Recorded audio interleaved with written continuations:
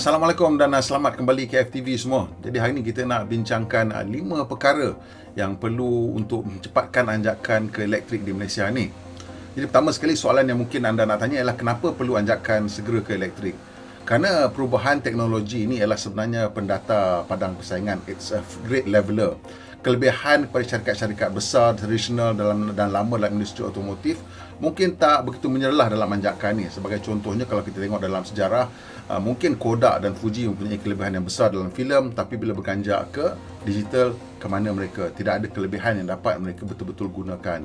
Di mana pula dalam anjakan daripada telefon biasa ke telefon pintar, kita lihat bagaimana Nokia dan Motorola tidak dapat capitalize, tidak dapat menggunakan kelebihan yang ada untuk teknologi yang baru ini. Kerana teknologi baru ni is a nice great leveler, dan ini adalah peluang kedua untuk Malaysia untuk menjadi pusat industri otomotif. Tetapi kita kena bertindak pantas dan berani untuk merebut peluang ini. Kalau kita biarkan industri memilih, mereka mungkin akan memilih laluan yang mudah, dan ini mungkin akan menyebabkan negara terlepas peluang keemasan kedua ini. Jadi apakah dia 5 perkara yang perlu kita lakukan? Yang pertama sekali, kita kena lakukan rombakan kiraan cukai jalan untuk kenderaan elektrik.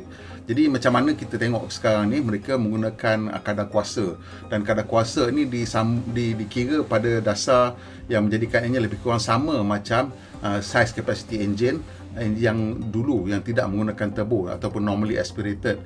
Jadi kalau kita tengok sekarang, kereta yang punya kuasa lebih kurang 300 kilowatt, 300 kilowatt akan dikenakan charge seperti kereta yang mempunyai kapasiti enjin 3.5 hingga 4000 cc. Kerana kadar kuasa yang dihasilkan oleh enjin NA untuk menghasilkan 300 kilowatt adalah lebih kurang antara 3.5 hingga 4 liter. So itu adalah satu cara kiraan yang tidak tepat lah saya rasa, dan ianya menghukum pemilik-pemilik EV. Jadi mungkin kadar baru ni kita mengira mengikut kadar pencemaran dan juga berat kenderaan. Jadi kadar pencemaran ini untuk EV mungkin dia tak boleh susah lah pasal dia kosong, tak ada pencemaran setempat. Tapi mungkin kita boleh gabungkan saiz bateri.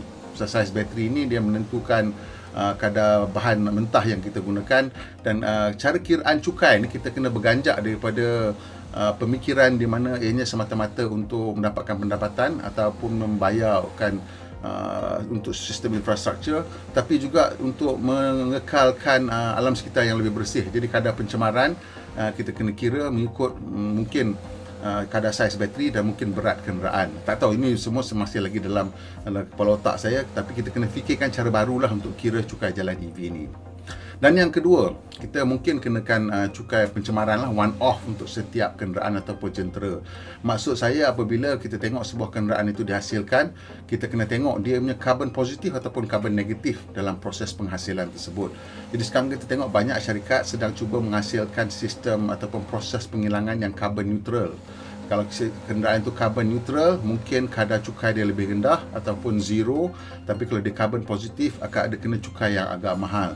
Kalau dia carbon negatif dan tak perlu bayar cukai, mungkin ada dapat diskaun lagi daripada cukai-cukai lain. So itu satu benda yang kita kena fikirkan. Dan juga ini akan membolehkan kenderaan-kenderaan yang mungkin ICE juga mendapat kelebihan ini. Ini untuk jangka sederhana dan pendek, masih lagi memberi ruang untuk kenderaan-kenderaan ICE, sebab setengah-setengah syarikat sedang fokus kepada kilang yang carbon neutral. So itu kita kena bagi award, reward juga. Dan selepas pada itu, kita kena ada pemeriksaan tahunan untuk kenderaan selepas 5 tahun. Yang termasuklah untuk EV dan juga termasuk untuk ICE, untuk memastikan semua benda masih lagi dalam keadaan elok, dan perlu diadakan satu kepastian lah, sebab kita tak nak kenderaan yang dah tak elok masih berada di jalan. Kemudian kita mungkin perlu kenakan kadar penggunaan bahan api purata korporat ataupun corporate average fuel economy. Ini perlu dikira atas keseluruhan jualan kenderaan setiap syarikat di Malaysia, dan kita tengok dia punya purata macam mana. Sebab inilah satu cara yang penting untuk memastikan mereka menghasilkan kenderaan yang cekap tenaga dan tidak mencemar. Ini yang ketiga. Dan kita tengok benda ini sudah pun terbukti berjaya di Amerika Syarikat, walaupun mereka agak sukar untuk memahami itu. Awal-awal banyak rintangan dan halangan, tapi sekarang kita tengok bagaimana di Amerika Syarikat juga kadar penggunaan bahan api semakin menurun. Kalau dulu it's a joke lah, American fuel economy is a joke pasal dia orang semua enjin besar, tapi sekarang mereka ada setengah-setengah segmen mereka mendahului dunia. Eropah dah memang lama menggunakan sistem seperti ini juga, dan memang terbukti dapat mengurangkan kadar penggunaan bahan api. Cuma bila keadaan itu terlalu peraturan itu terlalu ketat, kita dapati syarikat kita akan cuba menipu lah. Sebab itu kita dapat masalah-masalah macam Dieselgate dan sebagainya. So kita kena ada satu proses pemeriksaan yang bagus. Yang keempat, pihak kerajaan sendiri mesti mempunyai sasaran yang kukuh lah untuk infrastruktur. Ini termasuk bukan saja jumlah bilangan pengecas, tetapi juga sasaran sumber tenaga hijau untuk grid. Jadi grid kita ni kalau terlalu banyak menggunakan arang batu dan benda-benda bahan api yang agak carbon heavy, mungkin kita kena fikir macam mana nak menganjakkan ke bahan api yang lebih mesra alam. Kenapa kita perlu beranjak ke mesra alam ni? Bukan kata kita kena abaikan terus industri petroleum, tidak. Saya rasa industri petroleum terus akan mempunyai ruang di mana sebagai backup power. So masih lagi kita perlu adakan, sebab kadang-kadang di mana mungkin matahari ke ribut ke semua benda yang green kena tutup, mesti ada lagi satu backup power. Cuma kita perlu memikirkan cara ke depan, kerana bahan api yang hijau ni dia selalunya because dia renewable lah. Jadi maksudnya dia tak habis lah. Matahari sebenarnya tak habis lah. Kalau matahari dah habis, kita pun dah tak ada kat sini, jadi tak kisahlah kan.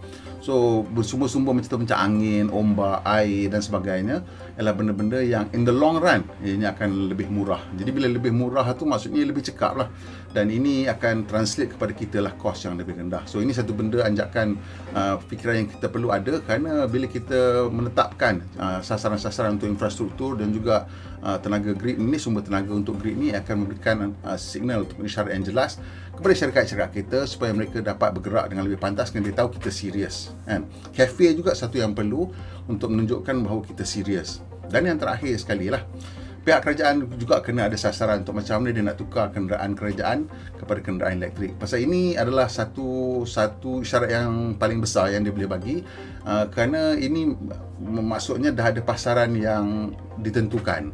Kalau kita tahu kerajaan mempunyai, katalah kerajaan Malaysia secara keseluruhannya campur dengan kerajaan negeri, kerajaan tempatan, katalah dia orang ada lebih kurang dalam 300,000 kereta lah yang dia orang pakai.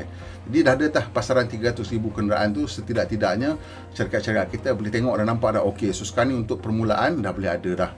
Dan kita tengok sekarang bagaimana di Eropah dah mula banyak syarikat-syarikat penghantaran dah mula menggunakan kenderaan elektrik.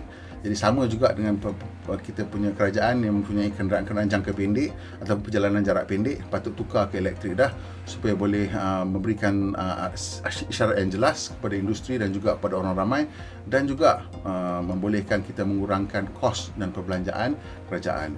Okey, itu dah 5 perkara yang saya rasa kita perlu lakukan untuk memcepatkan anjakan Malaysia ke elektrik. Apa pendapat awak? Suka, setuju atau tak setuju? Boleh tulis komen kat bawah. Apa pun minta tolong tekan butang like dan kongsikan dengan kawan-kawan. Dan kalau boleh, subscribe dan tekan butang loceng supaya dapat makluman bila kita buat video terbaru. Pemandu Malaysia pun yang berhemah, kita jumpa lagi insya-Allah.